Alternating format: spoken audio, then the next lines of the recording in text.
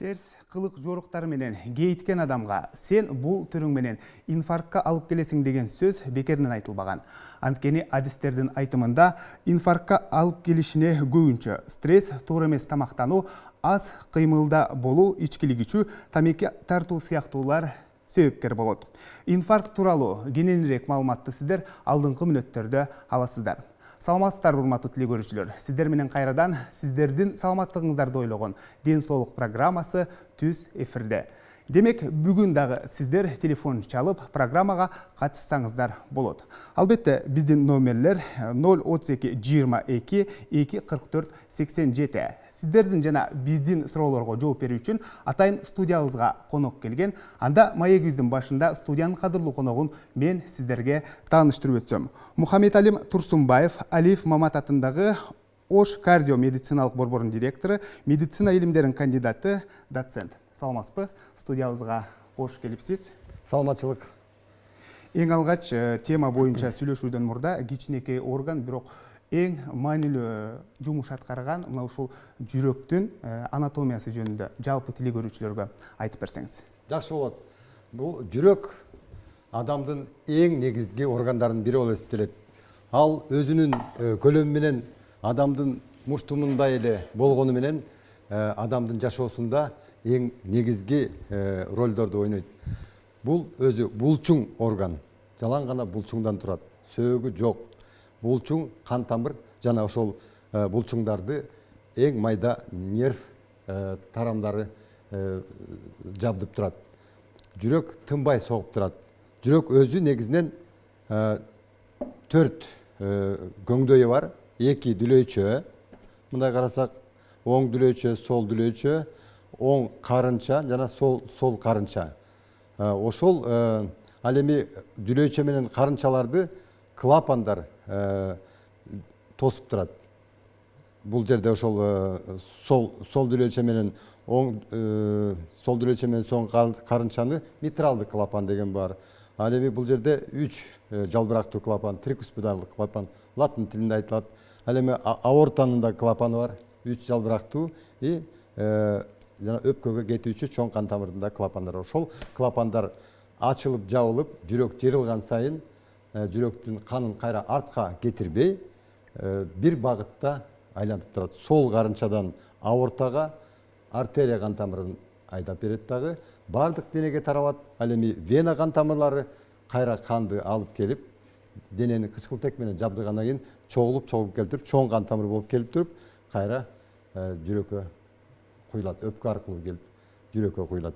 Ошентип организмде кан айлануу процесси тынбастан жүрүп турат. Мына ошол инфаркт оорусу бүгүнкү программанын темасы боюнча сүйлөшсөк, негизинен бүгүнкү күндө коомчулукта көбөйүп баратат, анан жашарып баратат деген сөздөр айтылып келет да. Деги эле инфаркт оорусу бул кандай оору? Жүрөктүн башка ооруларынан эмнеси менен айырмаланат? Инфаркт оорусу, туура айтасыз, эң кеңири таралган оору. Бул адамзатка берилген оору экен да. Бул атеросклероз, кан тамырлардын атеросклероз оорусунун кесепетинен болот. Атеросклероз оорусу бир гана жүрөктүн кан тамырында эмес, бардык денелерде, дененин кан тамырында болот. Бирок жүрөктүн кан тамырлары өзгөчө болгондуктан, жүрөктүн булчуңдары кан жетпей калганга өтө сезгич болгондуктан, биринчи кезекте ушул жүрөктүн кан тамырлары тосулуп калган учурда ошол булчуңдары некроз болуп, ошол булчуңдары жарабай калып, инфаркт оорусуна алып келет. Ал эми статистикалык маалыматтарды алып карасак, бир жылдын ичинде ушул инфаркт оорусунан дүйнө жүзүндө 18 миллионго жакын адам бул дүйнө менен кош айтышып аткан экен. Ал эми өзүбүздүн Кыргызстанды алып карасак, 100 000 адамдан кем эмес инфаркт оорусу чалдыгып, арасынан ошол 18-20%га чейинкилери жакынкы күндөрдө ошо инфаркт алгандан кийин жакынкы мүнөттөрдө жашоодон кош айтышып кетип атат. Ошон үчүн бул проблема өтө күчтүү проблема. Муну менен биз бардык медициналык коомчулук атайлап өтө күчтүү көңүл бурушубуз керек. Жакшы. Сиздин мына ушул айткан маалыматтарыңыз дагы да толугураак жалпы телекөрүүчүлөргө жетиш үчүн биз атайын видео материал даярдаганбыз. Маегибизди бир азга токтото туруп, мына ушул видео сюжетке көңүл бурсак, андан соң кайрадан жолугушабыз.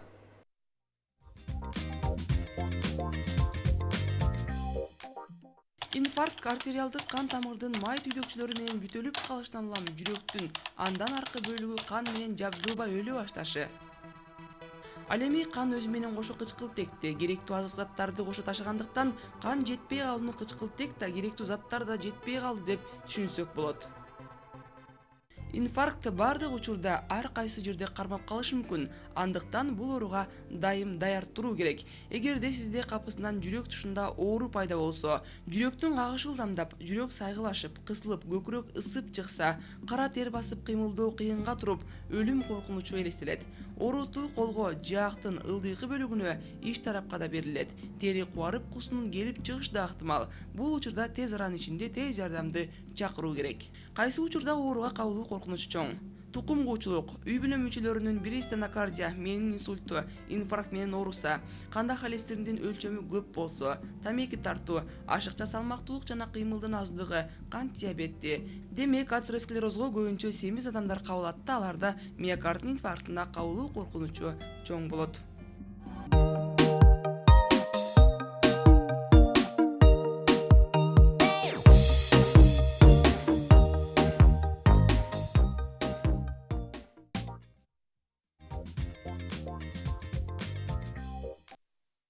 Урматтуу телекөрүүчүлөр, сиздер Илим жана Билим телеканалында ден соолук программасына ортоктош болуп жатасыздар. Бүгүн биз инфаркт оорусу жөнүндө сүйлөшүп жаткан учурубуз. Маегибизге кайрылып келсек, мына ушул инфаркт оорусунун биринчи белгилери кандай болот?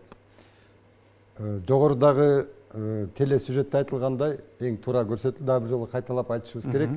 Инфаркттын биринчи белгилери бул көкүрөктүн арт жагы кысылып ооруйт. Бир нече варианттар менен ооруйт да. Ең кеңири таралганы бул кысып катуу ооруйт. Бир нерсени оор жүк менен баскандай болуп, төштүн арт жагын баскандай болуп ооруйт. Болсо ачышып, күйүп ооруйт. Төштүн арт жагы көп эле адамдар сол жагын көрсөтөт. Жүрөктү ал эми көбүнчөсүндө ошол төштүн арт жагы бир аз сол жака оодугураак болот. Анан дагы ошол ооругандын таралышы сол колго, сол даалыга таралат, сол жаакка чейин дагы таралат. Бул өзгөчө сезим. Мындай сезимди ошол ооруду башынан өткөргөн адамдар гана сезип биле алат да. Ал стенокардия оорусу бир нече минутта, 10 мүнөткө чейин гана кармап турган болсо, инфаркт оорусу башталганда ал 10 мүнөттөн ашык, 15 мүнөттөн дагы ашып баратканда ушул күчтүү оорулар, сезимдер пайда болот. Адамга адамды кара тер басат. Өлүм коркунучу адамдын эсине, оюна келет. Ошондо алы кетип, адам ошондой бир жаман акыбалда болот. Жакшы, азыр бизде байланыш бар экен. Анда көрүүчүбүздү түз эфирге алып чыксак, саламатсызбы? Сиз түз эфирдесиз. Саламатсызбы? Саламатчылык. Менин атым Рустам. Кайсыл жактан чалып атасыз? Анан кандай сурооңуз бар? Ош жагынан айтып атам. Менин жүрөгүм кысып ооруп атат да. Анан врачтарга көрүнсөм жүрөгүм таза барат да. Эч кандай бир кардиограмма түштүм, башка кылдым. Жүрөгүм таза чыгып атат, бирок 3-4 айдан бери жүрөгүм кысып ооруп атат да. Жүрөгүм кысылып жатат. Эмнеден болушу мүмкүн? Бирок текшерилсем таза чыгып атат дейт. Бул эмнеден болушу мүмкүн? Мына ушул жүрөк ооруга окшош дагы бир кайсыл бир оорулар болушу мүмкүнбү? Ооба, жүрөктүн оорусу боюнча өтө көп китептер жазылган. Мисалы үчүн «Боль в области сердца» деген бир китеп бар да. Ошонун өзү эле бир 1 килограммдан ашык салмагы. Кандай акыбалда жүрөктүн тушу ооруйт. Бирок адам баласы болгондуктан жүрөктүн тушу ооруса биз коркуп кетебиз дагы, докторлорго барып көрүнөбүз. Эгерде текшерип кардиограмма тарткан болсо, суроо берген жигит жүрөгү таза десе, анда аны менен эле тынчтанып калыш кереги жок. Ага атайына текшерүүчү ыкмалар бар.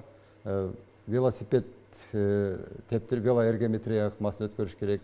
Эгерде андан чыкпаса, андан ары коронарография деген атайы инвазивдик ыкма бар. Ошол жүрөктүн кан тамырынын ичине чейин кирип барып туруп, ошол рентген ангиографиялык аппарат менен жүрөктүн кан тамырын ачык айкын көрөт. Ошондо гана ошол жүрөктүн коронардык оорусу инфарктка алып келүүчү оору барбы жокпу деген суроого жооп алынат.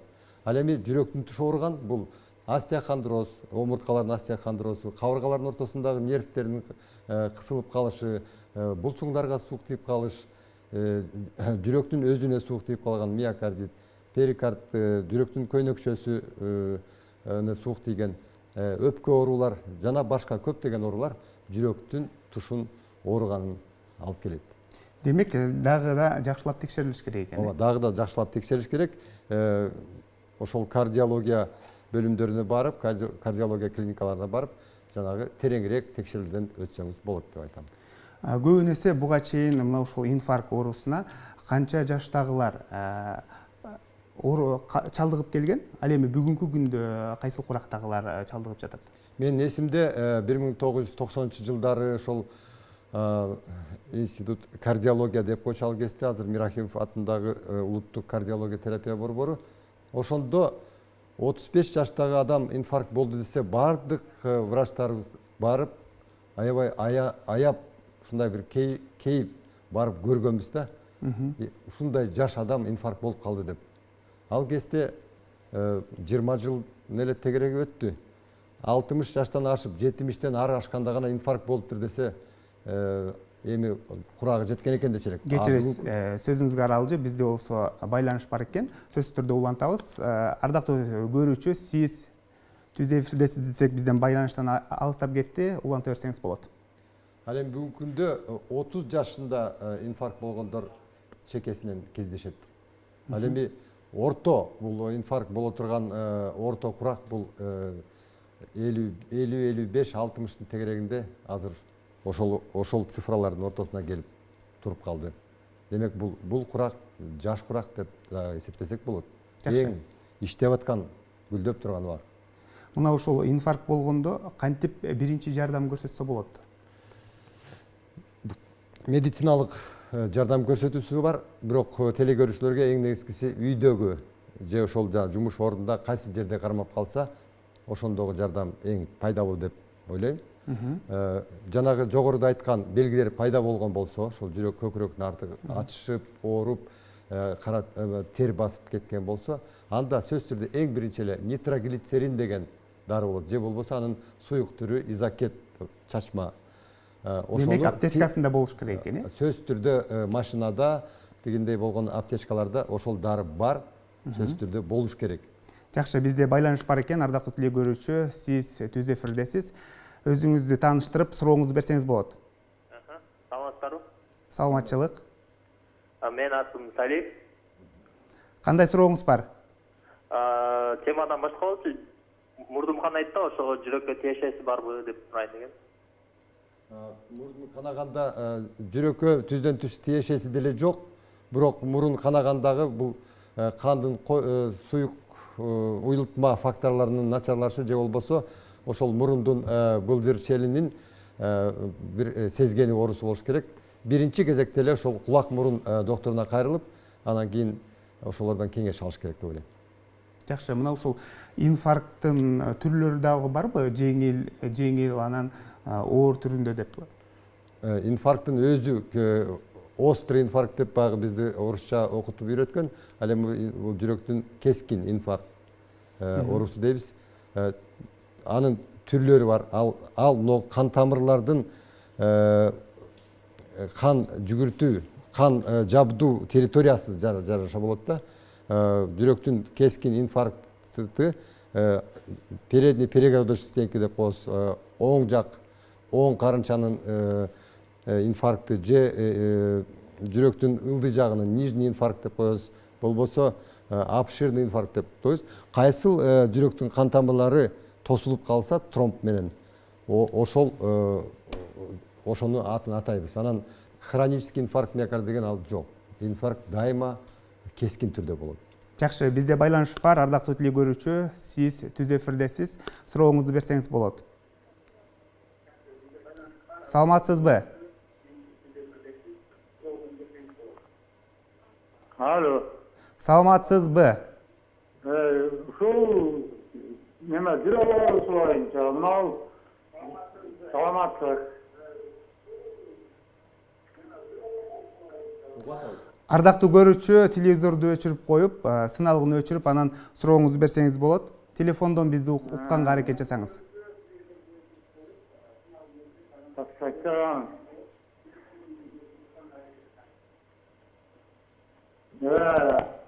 Өзүм Жалаловдон чалып атам. Мисалы жүрөгү ооруган мезгилде, мындай кырсык ооруган мезгилде сол буту, сол колу эч нерсени сезбей калат да, мындай сезим деген жок болот да, экөөндө тең. Сол бутта, сол колдо. Жакшы түшүндүк. Рахмат, сиздин сурооңуз түшүнүктүү болду. Жана айтып кеткендей, инфаркттын биринчи белгилери көкүрөк ооруп, ачышып же ысып күйүп туруп, анан сол колуна берет деп айттык. Ал эми азыр биздин телекөрүүчүнүн суроон байкаган болсок, сол колум жана сол бутум сезбей калат деп атат. Бул башка белги. Бул адамдын кан басымы жогору болуш керек. Кан басымы өтө жогорулап кеткен кезде мээ кан тамырларынын кысылып калып, ошол бир жак адамдын бир жак бөлүгүн сезбей калатканы. Бул дагы коркунучтуу көрүнүш. Ошон үчүн сөзсүз түрдө докторлорго барып, кардиологко жана невропатологко барып көрүнүп, тезинен кеңеш алып дарыланыш керек. Жакшы, дарыланыш керек деп айтып калдыңыз. Мына ушул дарылоо жөнүндө сүйлөшсөк, инфарктка чалдыккандан кийин канча убакыт дарыланат? Анан дарыланса, оорулуу толук айыгып кетеби? Мен жанагы бүтпөй калган суроону тез эле улантып кетсем, Кечиресиз, байланыш бар экен, сөзсүз түрдө улантабыз. Ардактуу көрүүчү, сурооңуз болсо берсеңиз болот. Саламатсызбы? Алло, ассаламу алейкум. Алейкум ассалам. Сурооңуз болсо берсеңиз болот. Угатабыз биз. Ассаламу алейкум. алейкум ассалам. Биз ушу жүрөк тууралуу чалаттык элек. Мен жүрөк тушум ооруйт да. Анан арты дал жагы ооруйт. Дагы кандай болот? Кандай белгилер бар? Далым сол жагы ооруйт да. Анан жана велосипед айткандай, велосипедде тегип көрдүк, кардиологияга бүт баарын түшүп көрдүк. 1 жылдан бери ушул жерим ооруйт да. Анда жооп берсем, телекөрүүчүнүн айтканына караганда, эми бул диагноздорду телевизордон эле божомолдоп айта бериш туура эмес болот. Бирок мен жана эле айтып кетпедим беле, эгерде кардиограммадан эч нерсе чыкпаган болсо, анда тереңирээк изилдөө керек, жанагындай коронарография ыкмасын өткөрсө, ошондо туура болот деп ойлойм да. Анан эми даалысы кечке чейин оору берсе, көкүрөгү ысыбай туруп эле даалысы оору берсе, анда ошол неврология жактан дагы проблемалар бар. Омурткаларынын ортосундагы нервтеринин сезгенүүлөрү же омурткасынын ордунан жылып калган болушу мүмкүн. Сөзсүз түрдө текшерилиш керек. Сөзсүз түрдө текшерилиш керек. Жакшы. Ардактуу көрүүчү, сиз түз эфирдесиз.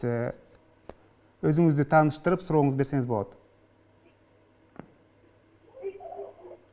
Саламатсызбы? Алло. Саламатсызбы? Өзүңүздү тааныштырып, сурооңузду берсеңиз болот. Саламат. Айта бериңиз. Биз угуп атабыз. Мен Токмок шаарынан чалып аттым эле. Угуп атабыз. Кандай сурооңуз бар? Атым Нурзада. Десек, байланыш үзүлүп калды. Азыр болсо маегибизди бир азга токтото туруп, видео суроого кезек берсек, андан соң биз мына ушул инфарктты дарылоо жөнүндө маектешебиз. Мен дарыгерлерге суроом бар эле. Жаштардагы инфаркт болуп оорушабы? Менин суроом дарыгерлерге инфаркт оорусу тукум коюбу? Дарыгерлерге төмөнкүдөй суроом бар. Адам көп ойлонгондон инфаркт болуп ооруп калышы мүмкүнбү?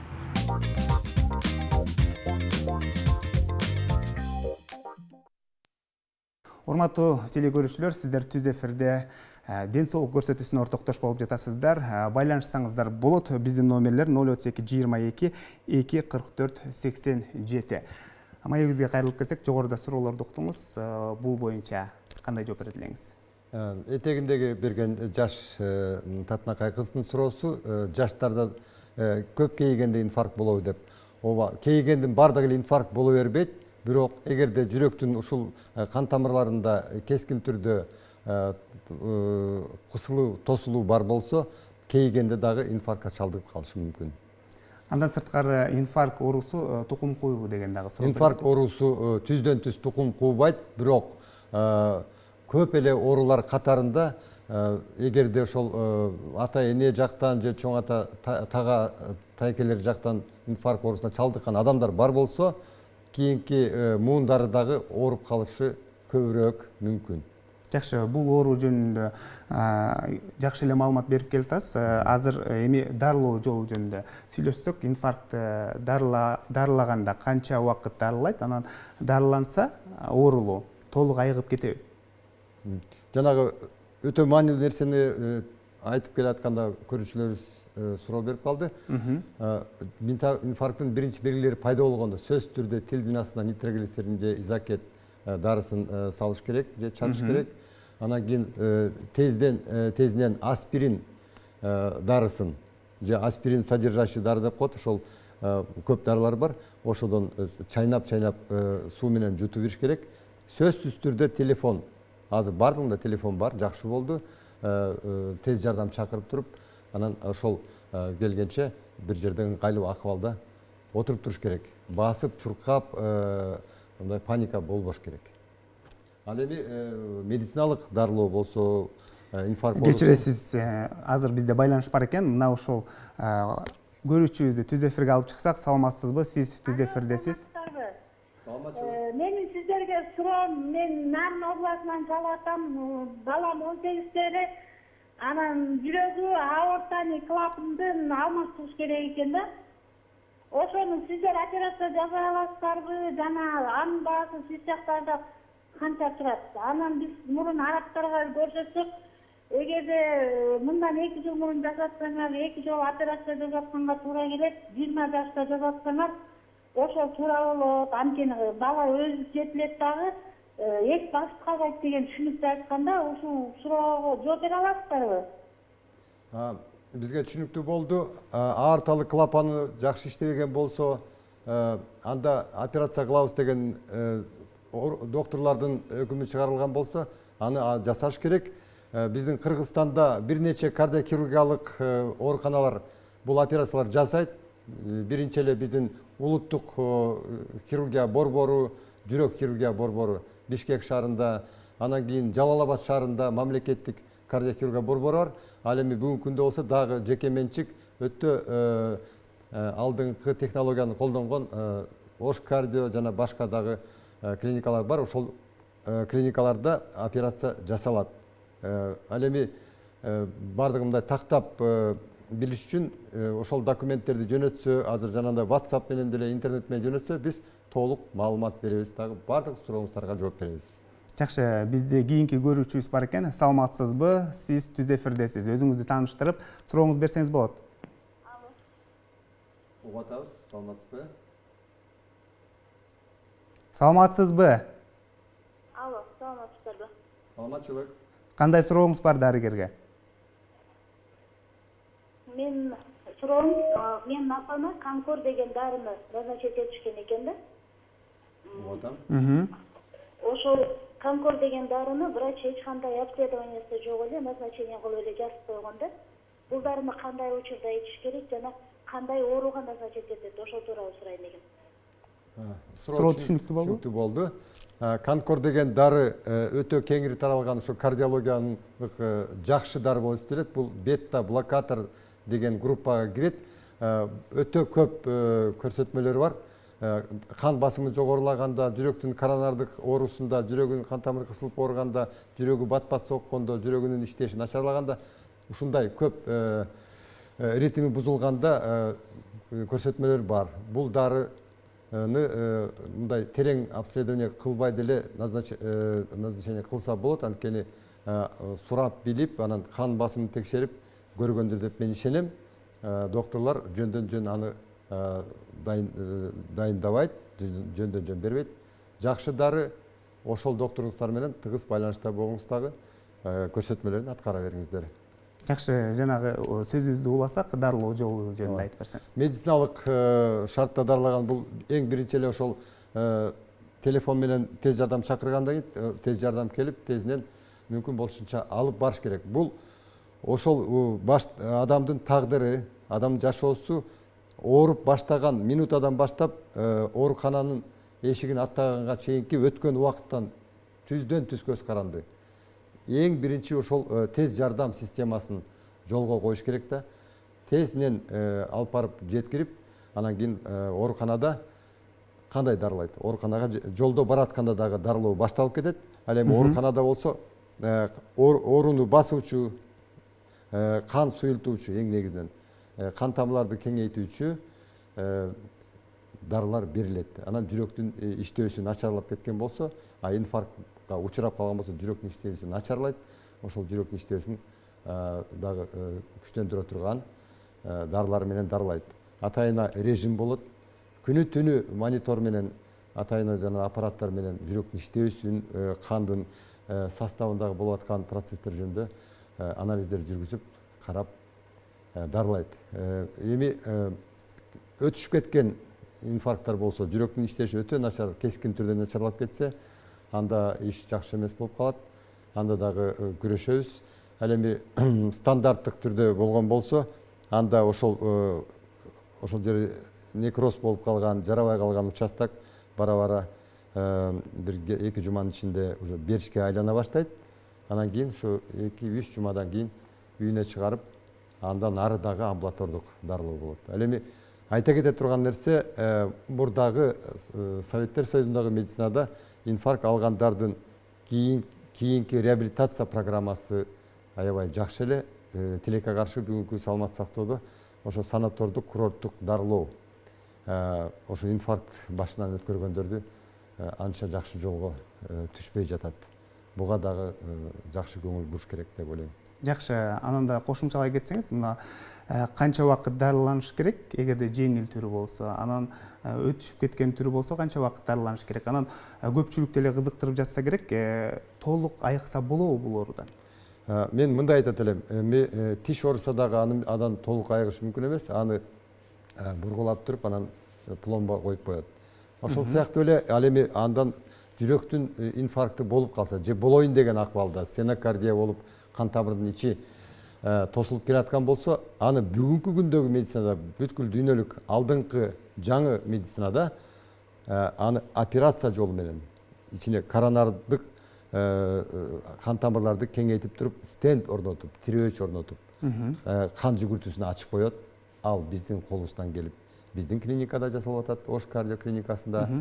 Ал эми андан дагы күчтүүрөөк болсо, андан дагы бир нече кан тамырлары көп жеринен тосулуп калган болсо, жүрөктү ачып, чоң операция жасап, кан тамырларды аортага улаштырып, бутунан же башка жерлеринен кан тамыр алып туруп, аортадан ошол тосулуп калган жерден кийинки жерге улап, өтө кылдаттык менен болгон операция жасап, адамдарды, эми ошондой адамдарды айыгып кетти деп айтса болот.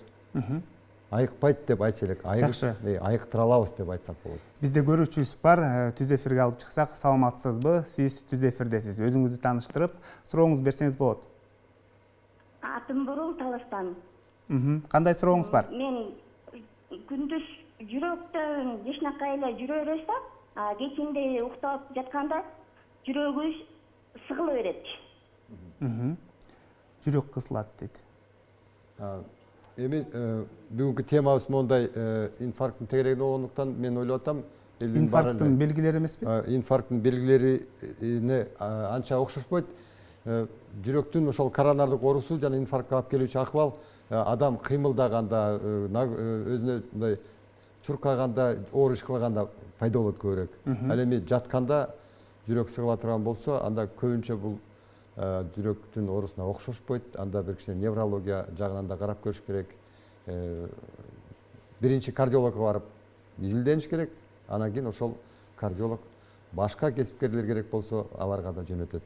Мына ушул инфаркт оорусу менен күрөшүүдө, жүрөк операция жасоодо Кыргызстанда медицинасында медициналык жабдыктар кандай, медициналык аппараттар жөнүндө сүйлөшсөңүз. сөз кылсак. Инфаркт оорусун алдын алуу биринчи. Чоң профилактикалык мамлекеттик деңгээлде иштер керек экени ал белгилүү. Ал эми өзүн алып карасак, инфарктка алып келе турган коронардык кан тамырлардын оорусу пайда болгондо коронарография жасап, ошону жасоочу аппарат бар. Стенд орнотуучу, жүрөктүн кан тамырларын изилдөөчү. Ал аппараттан Кыргызстанда 6 жерде орнотулган.